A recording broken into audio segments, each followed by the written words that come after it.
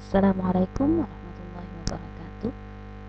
Anak-anak ibu kelas 8, kembali lagi bersama ibu. Pada hari ini kita akan membahas tentang materi sujud tilawah. Bismillahirrahmanirrahim. Alhamdulillahirabbil alamin. Wassalatu wassalamu ala asyrafil anbiya'i wal mursalin Sayyidina Maulana Muhammad wa ala alihi wa sahbihi ajmain. Amma ba'du.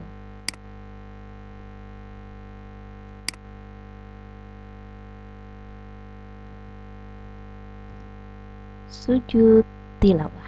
Pengertian sujud tilawah, yang mana sujud tilawah ini ada pengertian secara bahasa dan secara istilah. Sujud tilawah, tilawah itu artinya bacaan, sehingga sujud tilawah menurut bahasa artinya sujud karena bacaan. Sedangkan menurut istilah, yang namanya sujud tilawah adalah sujud yang dilakukan apabila seseorang membaca atau mendengar ayat sajadah yang ada di dalam Al-Quran.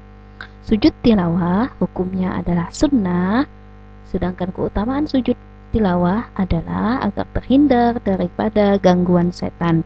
Karena ketika kita sujud, setan dia berlari dan mengutuk dirinya sendiri sambil menangis. Anak Adam disuruh sujud, sedangkan saya tidak mau sujud. Jadi terhindar daripada gangguan setan karena setannya sudah lari. Oke, sujud tilawah ini bisa dilakukan di dalam ataupun di luar sholat. Adapun rukun sujud tilawah ini yang di luar sholat, rukunnya sama dengan rukun sujud syukur. Yang pertama niat. Niat itu letaknya di dalam hati. Aku niat sujud tilawah karena Allah Ta'ala takbiratul ihram yang itu mengucap Allahu Akbar. Kemudian sujudnya cuma satu kali, yang mana setelah itu duduk setelah sujud tanpa membaca tasyahud. Selanjutnya adalah salam. Nah, ini rukun daripada sujud tilawah.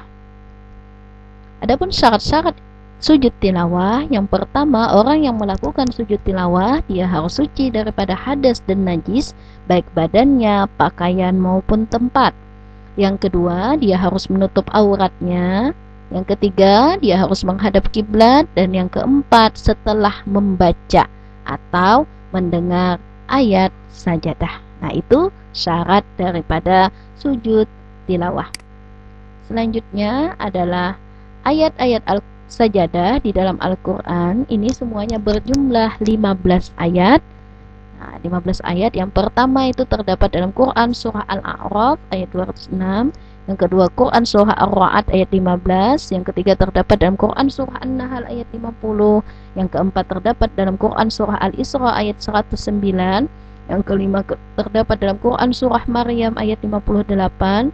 Yang keenam terdapat dalam Quran surah Al-Hajj ayat 18. Dan yang ketujuh Quran surah Al-Hajj lagi, yaitu ayat ke-77. Yang kedelapan terdapat dalam Quran surah Al-Furqan ayat 60. Yang kesembilan terdapat dalam Quran surah An-Naml ayat 26. Yang ke-10 terdapat dalam Quran surah As-Sajdah ayat 15. Yang ke-11 terdapat dalam Quran surah Shad ayat 24. Yang ke-12 terdapat dalam Quran surah Fussilat ayat 38. Yang ke-13 terdapat dalam Quran surah An-Najm ayat 62. Yang ke-14 terdapat dalam Quran surah Al-Insyiqaq ayat 21. Dan yang terakhir terdapat dalam Quran surah Al-Alaq ayat 19. Nanti kalian bisa lihat di dalam Al-Qur'annya apa saja bacaannya.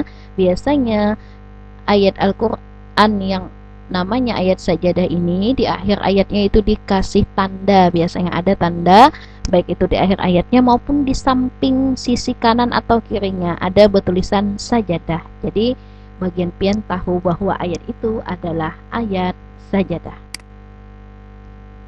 Adapun hikmah melakukan sujud tilawah, yang pertama adalah akan diberikan surga oleh Allah Subhanahu wa taala. Yang kedua akan terhindar daripada gangguan setan. Yang ketiga sebagai bentuk penghayatan bacaan dan makna dari Al-Qur'an yang sedang kita baca.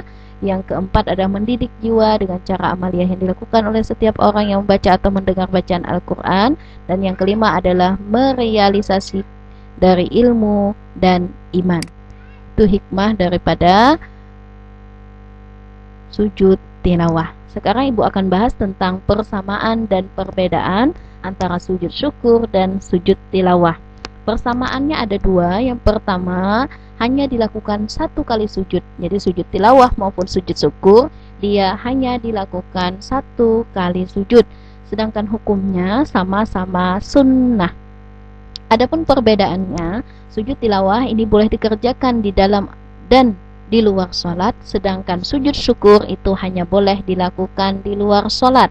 Sujud tilawah itu dikerjakan karena membaca atau mendengar ayat sajadah, sedangkan sujud syukur itu dikerjakan karena dapat nikmat, dapat kabar yang menggembirakan, atau karena terhindar dari musibah atau bahaya.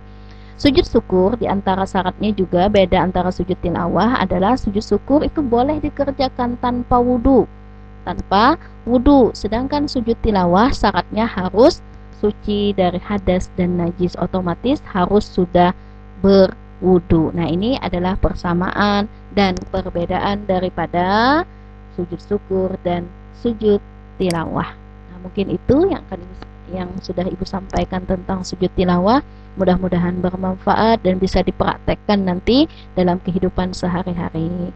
Oke, Ibu tutup dengan ucapan Assalamualaikum warahmatullahi wabarakatuh.